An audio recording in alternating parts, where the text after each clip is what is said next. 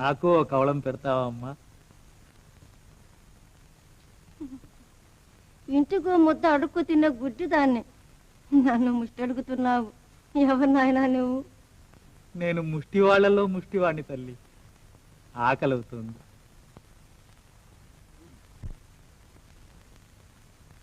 ఈనాటికి నాకు ఒకరికి పెట్టే భాగ్యం ఇచ్చావా తండ్రి? మహారాజు గట్టి నాయన.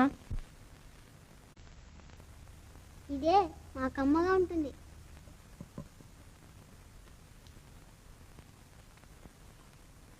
రామా, నువ్వు కూడా తిను.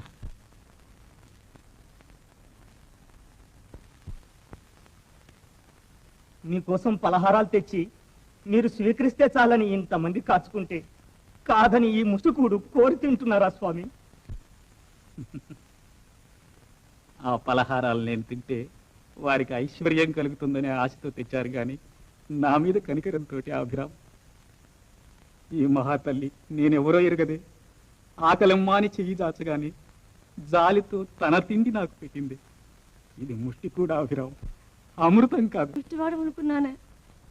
వేమయ్యవా తండ్రి, నిన్ను కళ్ళారా చూసే భాగ్యం నాకు లేకపోయింది కదా. నన్ను చూడాలనుందమ్మా.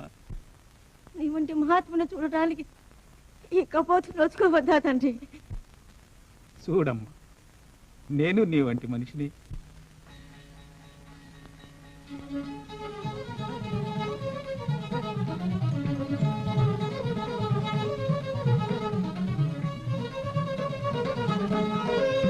కనపడుతున్నానమ్మా, చూడు.